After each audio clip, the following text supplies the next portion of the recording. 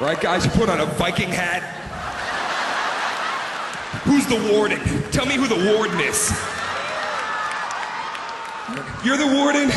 You're my warden. Your fucking pussy's on lockdown.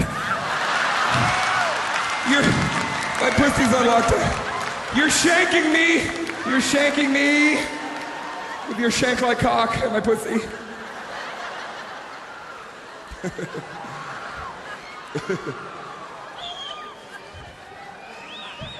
Let me tell you something. Recently, I was walking down the street. I see this couple. They're about 80 years old. Okay? And they stopped me on the street. They said, young man, would you please take a photo of my wife and myself? And I could just see that their connection that they had. It was unlike anything that I'd ever seen before. And honestly, it was something that I wanted in my life. And I said, I would love to take your photo. And I took the camera. Edward was the man's name. I got to know them a little. Edward and Phyllis. And I said, well, listen, Edward and Phyllis, I'm going to take this photo. This is going to be a great photo. And it was in celebration on this day, 55 years that they'd been together. 55. So I said, hey, you two, you lovebirds, get close. And when I told them to get close, without any kind of obligation or feeling forced, Edward immediately put his arm around Phyllis and he pulled her in close. And she looked up at him like they were 16 years old. She was glowing, looking up at Edward. And then I said, I'm going to give you a countdown, 3, 2, 1, and I take the picture, just so you can be ready. And I hit it. I said, 3, 2, and before I hit 1, Edward snuck a kiss on her cheek. I know, I was there. And you know what I said? Oh. 3, 2, 1, he snuck the kiss, and of course she lit up like the 4th of July. And it was wonderful. And so Edward came over to get the camera, and I was just inspired because I'd never seen a love like that. And I said, Edward, come here for a moment. I said, here's your camera. I go, 55 years, I can't make a relationship last 55 minutes. And I go, what is the key? Can you give me a little gem? Can you give me a little hint? I'll never forget. He leaned in, he put his hand right here on my neck and pulled me in close. And he said, I'll tell you, son, you want to know the key? And he looked back at Phyllis, and he looked at me, and he goes, cheat. You gotta fucking cheat.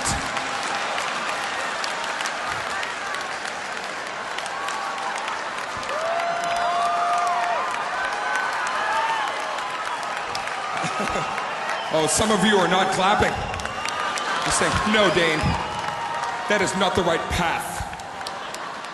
Listen, it sucks. It sucks. Look, I've been cheated on. I got cheated on, okay? I mean, I was literally cheated on. I woke up and they were on top of me doing it. I was like, oh, no, this can't be. So I was literally cheated on.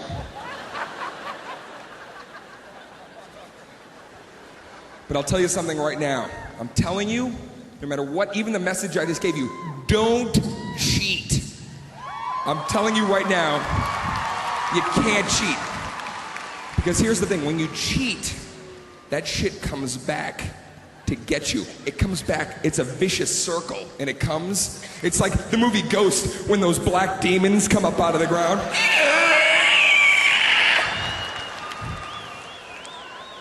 I'm gonna tell you right now, I cheated. I was 20 years old. I cheated on this girl. I'll never cheat again after what I experienced. The horrific, I'm telling you, dude, listen.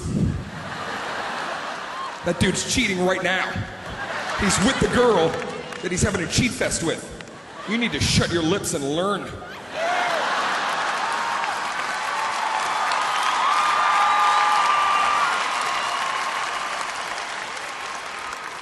Here's the thing, you cheat, okay? You go, you cheat, you do your cheat thing. You have all that crazy sex, do all your thing. Do all the things that you can't do, bionic seahorse. I know, I get it.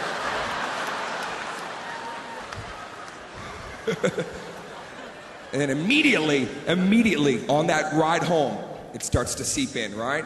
You're driving home, and I know, I've been there. You're driving home, keep looking at your eyes in that rearview mirror. No radio, you're in the complete silence, just thinking about what you did.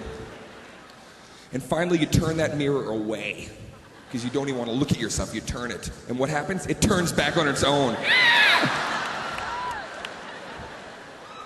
You're just driving. And by the way, I know this is the worst pantomime in the history of driving. Look at this. I am all over the fucking road. Do you see this?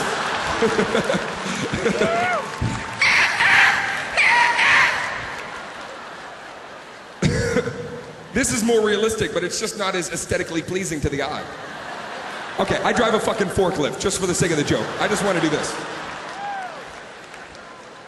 The worst is, too, you ever cheat and you get the person that has the glitter? Sometimes the girls wear the glitter. And that shit gets on you. They've marked you, and the whole ride home you're trying to pick that shit off like looks like you just fucked a pixie.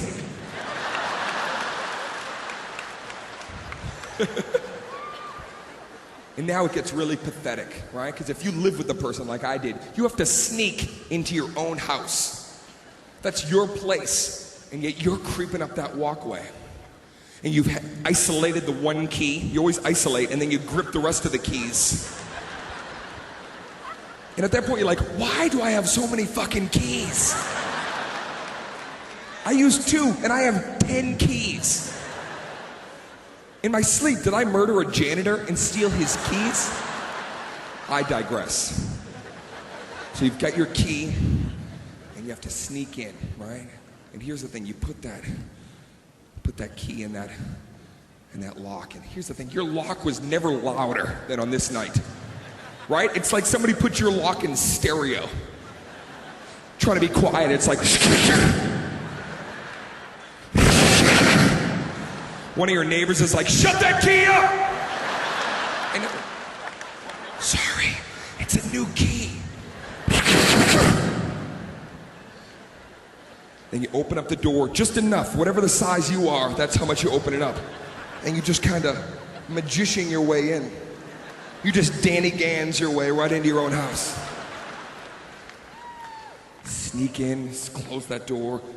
Here's the worst. We had hardwood floors. Yeah, those floors suck for cheating. Because they taunt you, right? They're so old, every step you take, it's like, cheater!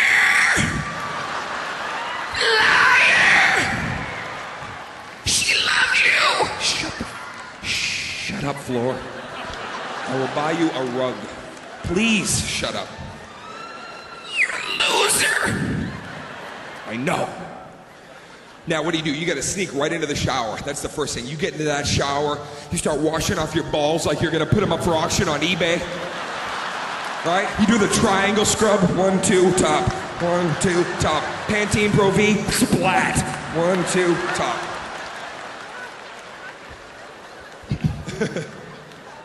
Now you come out, and there they are. They're laying in bed waiting for you, sound asleep.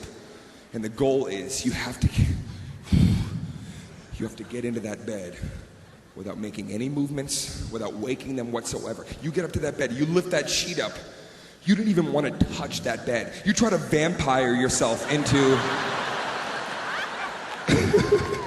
You try to float gently like a piece of paper. But of course they wake up. They're gonna wake up on that night. Any other night, you could run in, dive bomb, fart, nothing. But on this night, they wake up violently. They're like, right? So she wakes up, and she looks right at me. And of course, at this point, they call you like the most amazing nickname that you don't want to hear at that point. All right? She looks right at me. She's like, hi, perfect.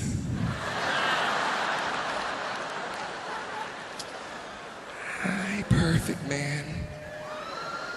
Hi. Yeah, hi, perfect's home. Perfect is home. Then they start looking at the time. Oh, baby, it's 4:30. You said you were going to be home at 8.